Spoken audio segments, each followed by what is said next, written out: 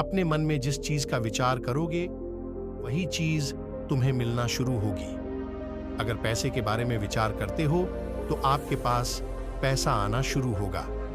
अगर आप अपने प्यार के बारे में विचार करोगे तो आपको आपका प्यार जल्द ही मिलेगा।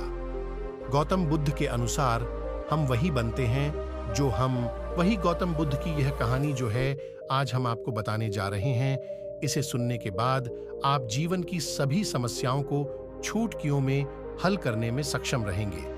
दोस्तों, एक बार की बात है, महात्मा बुद्ध प्रवचन दे रहे थे।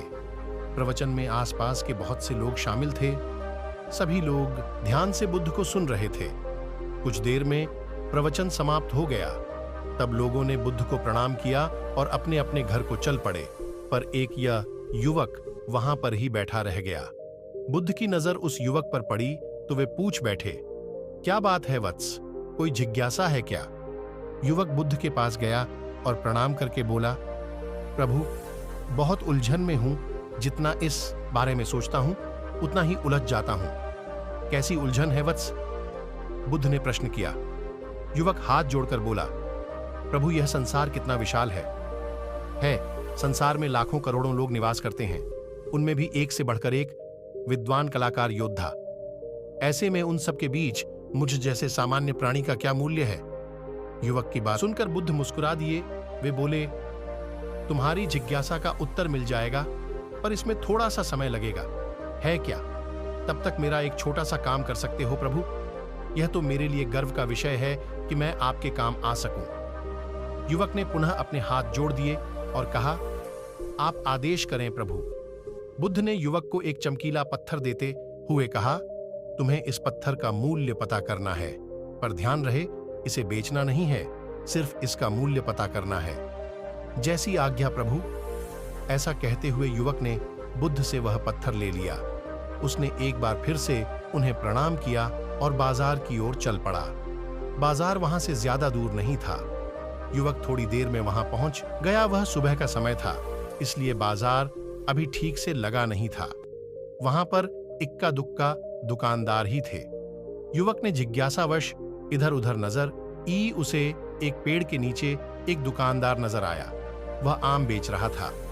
युवक उस दुकानदार के पास पहुंचा और उसे पत्थर दिखाते हुए बोला, क्या आप इस पत्थर की कीमत बता सकते हैं? दुकानदार एक चालाक व्यक्ति था।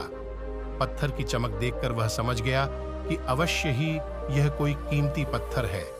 वह बनावटी आवाज में बोला, देखने में तो कुछ खास नहीं लगता, पर मैं इसके बदले 10 आम दे सकता हूं। दुकानदार की बात सुनकर युवक को हल्का सा क्रोध आ गया। वह मन ही मन, बुदायर समझता है इतना सुंदर पत्थर और इसका मूल्य सिर्फ 10 आम। अवश्य ही यह झूठ बोल रहा है। युवक को चुप देखकर दुकानदार बोल उठा, क्या कहते हो, निकालूं आम? पर युवक ने दुकानदार को कोई जवाब नहीं दिया। वह चुपचाप आगे बढ़ गया। सामने एक सब्जी वाला अपनी दुकान सजा रहा था। युवक उसके पास पहुंचा और उसे पत्थर दिखाते हुए उसका मूल्य पूछा।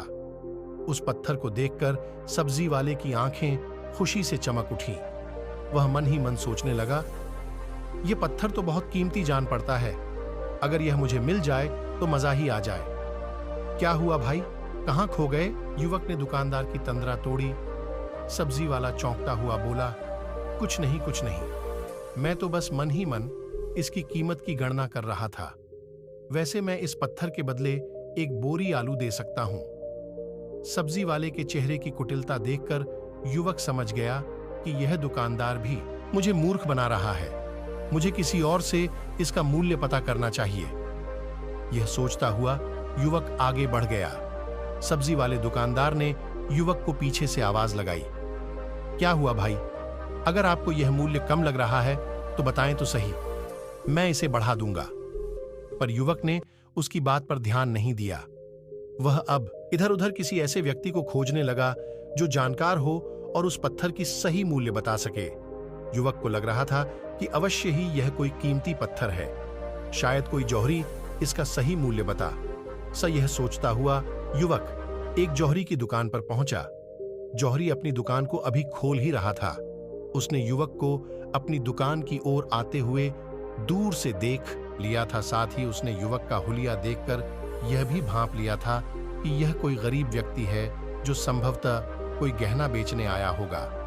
जौहरी ने हाथ जोड़कर युवक को नमस्कार किया और मुस्कुराकर पूछा, बताएं महोदय, मैं आपकी क्या सेवा कर सकता हूं?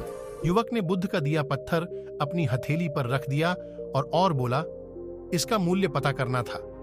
पत्थर को देखते ही जौहरी उसे पहचान गया कि यह बेशकीमती रूबी पत्थर है जो किस्मत वाले को मिलता है।